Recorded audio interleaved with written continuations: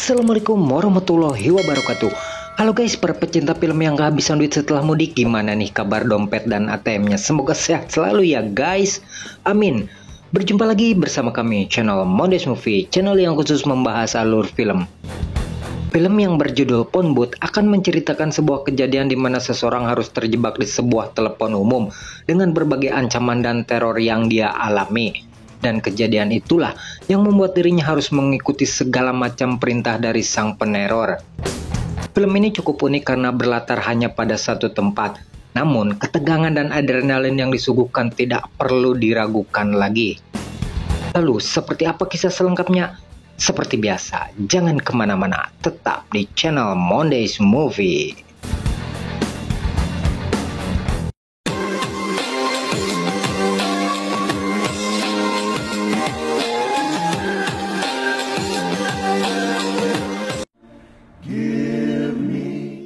Fenomena telepon seluler menjadi sebuah gaya hidup yang sangat penting bagi semua lapisan masyarakat pada masanya.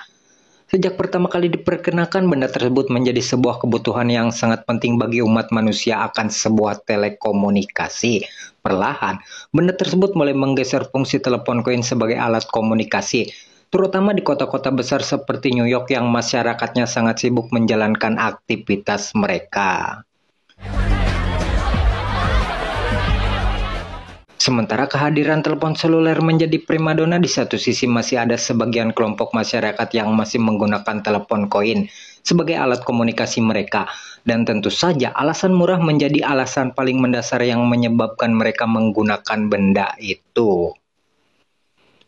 Singkat cerita, film menceritakan seorang pria yang bernama Stuart. Dia merupakan seorang agen yang berkecimpung di dunia entertainment yang sudah banyak mengorbitkan artis-artis papan atas. Karena pekerjaannya tersebut, terkadang membuat Stuart bisa dengan mudah memanfaatkan ambisi seseorang yang ingin menjadi artis, menjadi sebuah kepentingan pribadi untuk dirinya.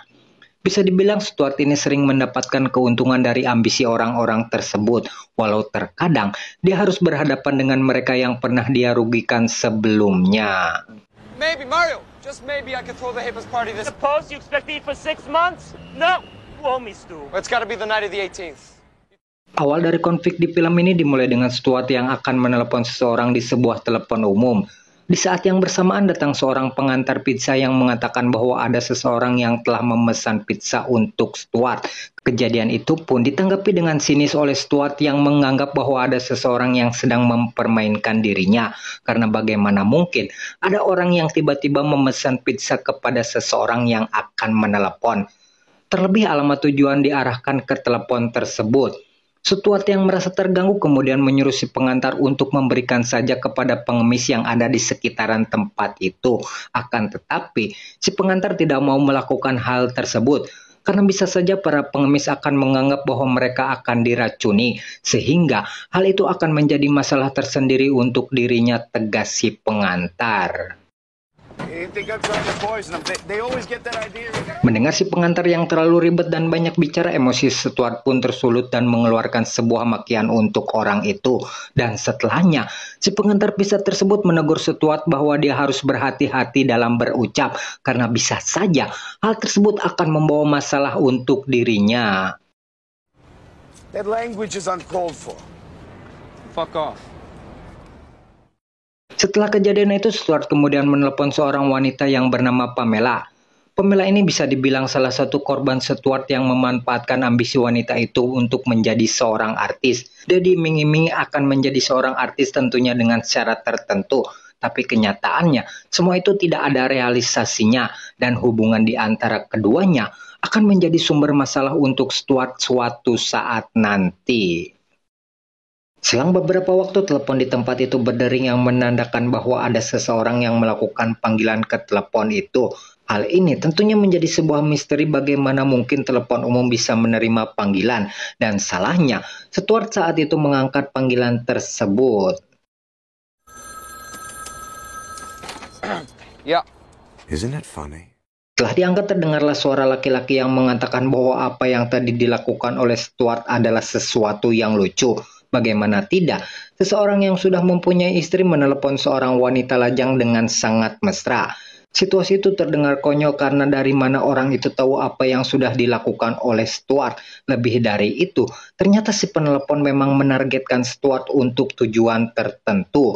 Sejauh ini alasan orang tersebut meneror Stuart hanya karena dia kecewa karena Stuart menolak pemberian pizza yang tadi dia berikan kepada pria itu.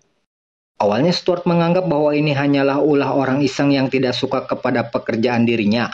Dia kemudian bersikap cuek dan tidak peduli dengan apa yang akan dilakukan oleh pria itu.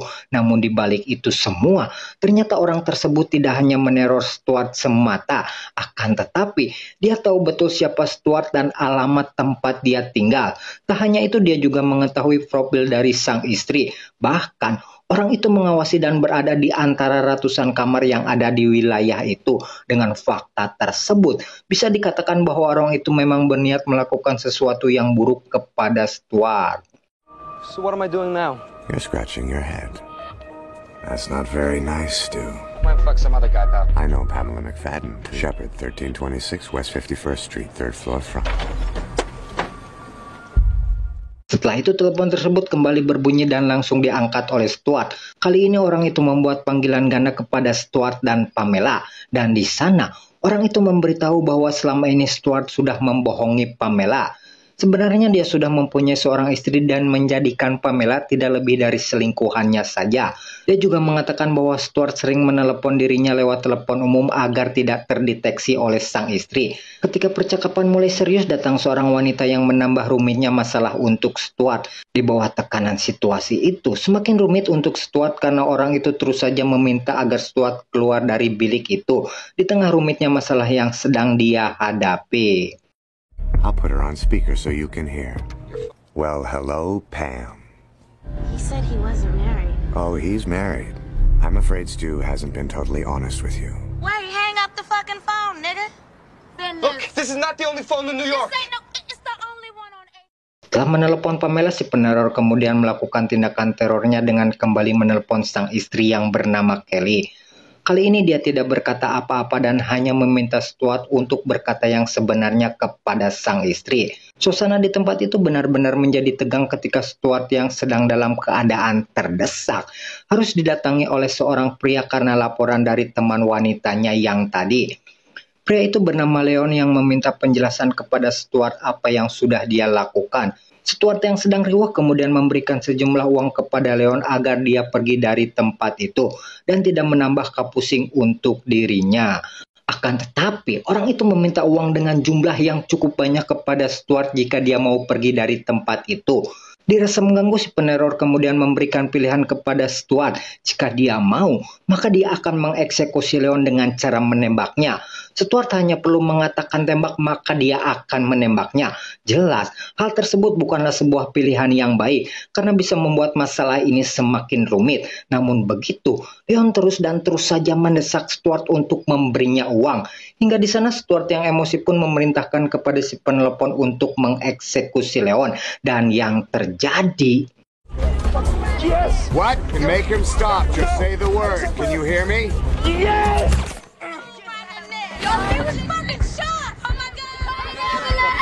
Leon tersungkur jatuh dengan sebuah tembakan yang menghujam deras di bagian punggungnya. Sontak, hal tersebut membuat kepanikan di antara orang-orang yang ada di tempat itu.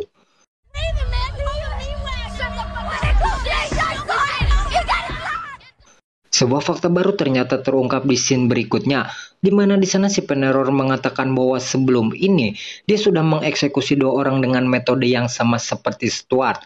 Kedua orang itu dipaksa untuk mengakui dosa mereka, namun demikian mereka tidak mau dan menganggap bahwa si peneror hanya sedang main-main.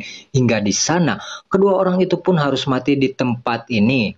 Dari kejadian tersebut secara tidak langsung memberitahu Stuart bahwa jika dia mau selamat, maka dia hanya perlu jujur.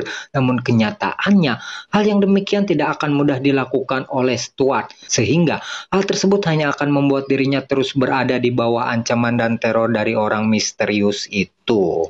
Born King, and I noticed that corrupt executive. You picked the wrong person to lie to.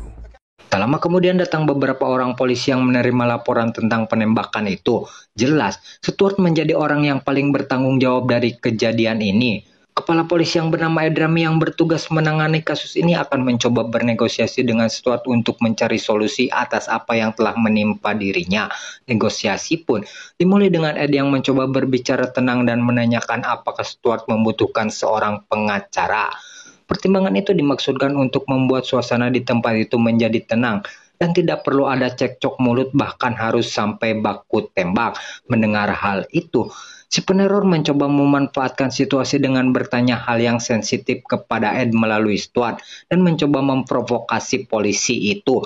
Namun sayang, hal itu tidak berjalan lancar karena sang polisi masih bersikap tenang dan tidak sedikit pun terpancing.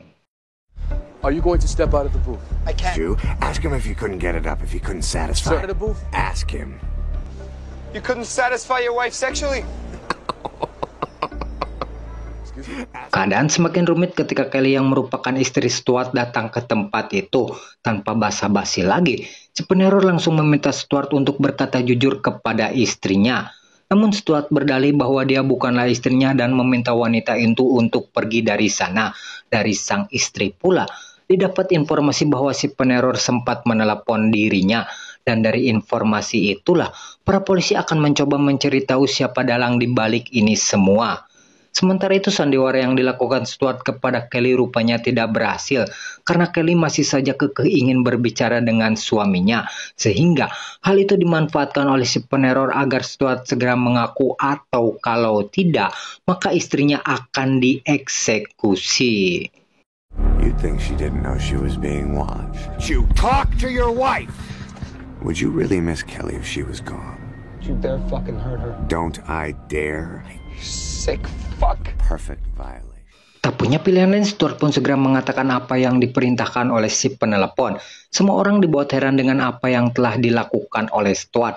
Namun di sana, Kelly tidak begitu peduli dengan apa yang dilakukan oleh suaminya dan menyuruh Stuart untuk segera pergi dari bilik telepon tersebut. Suasana pun semakin mencekam manakala si penelepon tidak puas dengan apa yang sudah dilakukan oleh Stuart dan istrinya.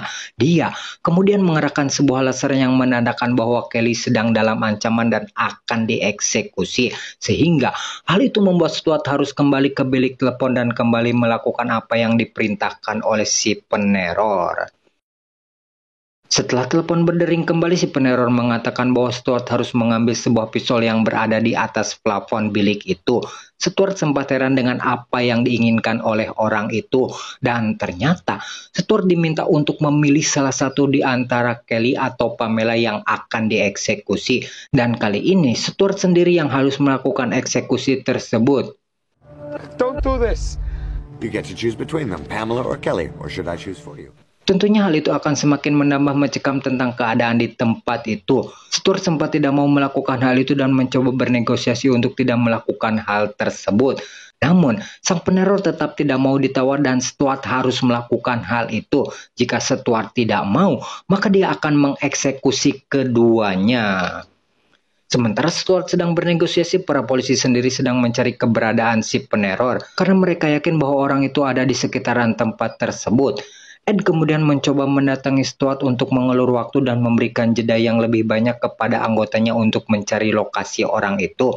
Si peneror yang mulai risih akan mengeksekusi Ed dan meminta Stuart untuk menembaknya. Akan tetapi, Stuart menolak hal itu karena hal tersebut tentunya bukan pilihan yang bijak. Stuart kemudian mengusir Ed dan mengatakan kepada polisi itu untuk menyerahkan saja kasus ini kepada dirinya. Talk about. Yes, lethal issues. Tell him to stay back. Go on, get out of here. You know what I said, asshole? Get out of here. Go on now. Si peneror terus mendesak Stuart untuk mengambil pistol dan segera menentukan pilihan siapa di antara kedua wanita itu yang akan dieksekusi. Kali ini, Stuart benar-benar terdesak dan harus segera menentukan pilihan. Dan akhirnya, dia pun akan menentukan pilihannya. Namun sebelum itu dia akan terlebih dahulu membuat sebuah pengakuan. Setelah itu kembali terjadi perdebatan antara Stuart dan si penelepon. Di sini kita akan melihat Stuart yang mengatakan bahwa ada beberapa polisi yang akan datang untuk menggerebeknya. Agak sedikit blunder sih. Harusnya dia diam saja dan tidak memberi informasi itu kepada si peneror. Namun ya sudahlah, itu maunya Pak Sutradara, jadi mau gimana lagi. Perdebatan pun semakin memanas dengan si peneror yang kali ini akan memilih sendiri targetnya. Dan target itu jatuh kepada Kelly yang sudah dia incar. Stuart jelas emosi dan meminta orang itu agar menembak dirinya saja. Dan setelah itu,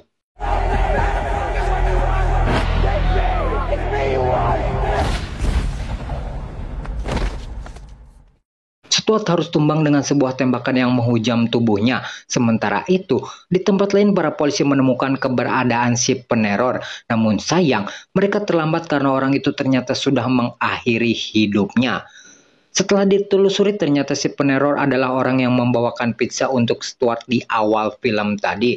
Namun demikian, motif dan tujuan orang itu sendiri belum bisa diungkap, dan kemungkinan dia melakukan hal itu hanya dengan cara random atau pilihan acak saja. What hit me? Rubber bullet. Thanks. Down there trying to deliver me a pizza 10 minutes before I got the call. Di akhir scene kita akan melihat Stuart yang sedang terbaring lemah di sebuah mobil ambulan. Setelah itu, datang seorang pria dengan suara yang sama persis dengan apa yang Stuart dengar selama ini. Dan memang, orang itu adalah sang antagonis yang selama ini meneror Stuart. Sehingga bisa disimpulkan bahwa para polisi telah salah tangkap dalam kasus ini. Dan film pun berakhir sampai di sini. Nice shoes. I didn't get a chance to say goodbye. You hung up, Stu. I just hope your newfound honesty lasts.